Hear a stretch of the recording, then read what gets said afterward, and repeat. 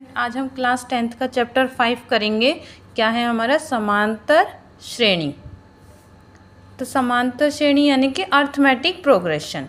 हमारा समांतर श्रेणी, देखो एक समांतर श्रेणी कब मानी जाएगी, जैसे एक एग्जांपल मैंने लिखा 2, 4, 8, 6। तो इसके बीच में जो डिफरेंस अगर आप देखोगे इसमें, तो देखोगे इसमें 2 का डिफरेंस है, इसमें भी आपका 2 का डिफरेंस है एंड इसमें भी 2 का डिफरेंस है। तो जब डिफरेंस जो होगा वो सेम होगा तो उसे हम क्या बोलेंगे, ये एक समांतर श्रेणी है, यानी कि ये एक एपी है। अगर आपका डिफरेंस सेम नहीं है, फॉर एग्जांपल मैंने लिखा 3, 5, 8, 10, तो आप देखोगे इसमें कितने का डिफरेंस है आपका 2 का, इसमें कितने का डिफरेंस है 3 का, और इसमें कितने का, हम यहाँ पे सपोज दैट 12 ले लें अगर, तो इसमें कितने का डिफरेंस है आपका 4 का। तो आप देखोगे सब में जो डिफरेंस जो आ रहा है वो अलग अलग आ रहा है, तो इसीलिए ये हमारी समांतर श्रेणी नहीं है। जब डिफरेंस जो है वो सेम आएगा तभी एक समांतर श्रेणी होगी, वरना वो समांतर श्रेणी नहीं होगी। ओके, अब आगे पढ़ते हैं। देखिए जो हमने ये देखा, ये इसको क्या बोला जाता है, फर्स्ट टर्म, यानी कि पहला पद, जिसे हम बोलेंगे फर्स्ट टर्म, A1 करके लिखा जाएगा इसको। नेक्स्ट जो होगा उसको क्या बोला जाएगा, दूसरा पद, यानी कि सेकंड टर्म, तो A2 लिखा जाएगा उसको। ऐसे ही तीसरे वाले को तीसरा पद बोला जाएगा, तीसरा पद यानी कि A3।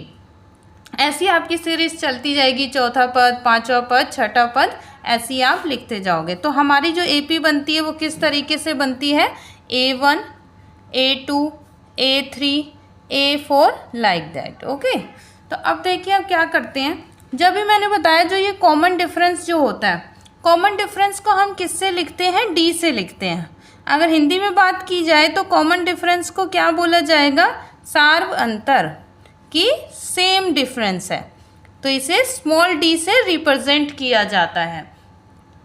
अब देखिए हमें क्या करना है, अगर हमें टर्म फाइंड आउट करने कि किस तरीके से टर्म फाइंड आउट होएगी हमारी, तो आप इसमें कैसे कर सकते हो, A1 हम देखेंगे, A1 जो होता है वो हमारा A ही होता है। अगर हमें A2 निकालना होगा तो A2 हम कैसे निकालेंगे, A प्लस D करके।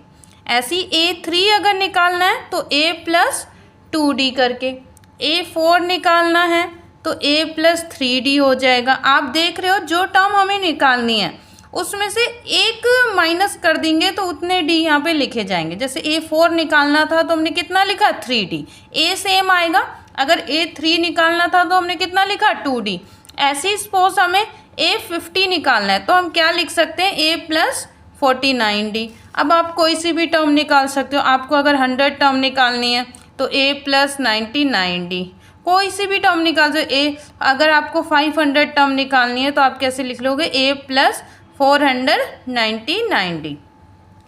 अब देखिए D किस तरीके से फाइंड आउट करोगे। D हमारा निकालने का जो फॉर्मूला है वो क्या बनता है हमारा, A2 माइनस A1 कर लो। मतलब कि जो आपकी पिछली वाली टर्म होती है उसमें से फर्स्ट टर्म को अगर आप माइनस कर दोगे तो D निकल आएगा। जैसे कि हमने इसमें करा था, हमने 4 में से 2 को माइनस किया तो 2 आया, 6 में से 4 को माइनस किया तो 2 आया, 8 में से 6 को माइनस किया तो 2 आया। तो आप इसी तरीके से अगर आपको और चेक करना है तो आप A3 में से A2 माइनस करके देख सकते हो, A4 में से A3 को माइनस करके चेक कर सकते हो कि D सेम है या नहीं है। अब देखिए AN क्या होता है हमारा, AN होती है लास्ट टर्म, यानी कि अंतिम पद। AN को क्या बोला जाता है, अंतिम पद। तो AN निकालने का हमारा फॉर्मूला होता है A plus N minus 1D।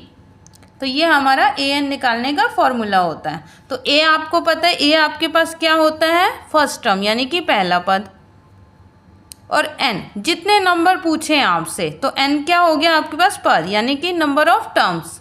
D क्या होता है आपके पास, सार्वंतर, कॉमन डिफरेंस जो होता है, आप D निकाल सकते हो। ये फॉर्मूला लगाकर A2 माइनस A1 का फॉर्मूला लगाकर आप इसको कर सकते हो।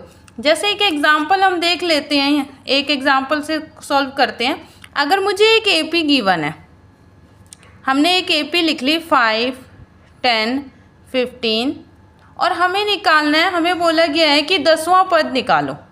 10वां पद ज्ञात करना है हमें। तो n जो है आपके पास 10 हो गया, a जो है यानी कि फर्स्ट टर्म आपके पास कितनी हो गई, 5 हो गई। अब हमें d निकालना है, तो d निकालने का हमारा फॉर्मूला क्या होएगा, सेकंड टर्म में से फर्स्ट टर्म माइनस कर दो, तो a2 माइनस a1। तो 10 में से अगर आप 5 को माइनस करोगे तो आपके पास कितना आ जाएगा, 5। तो d आपके पास कितना आ गया, 5। अब हम an का फॉर्मूला पुट कर लेते हैं, या फिर आप डायरेक्ट कर सकते हो, जो मैंने आपको ये रूल्स बताए थे।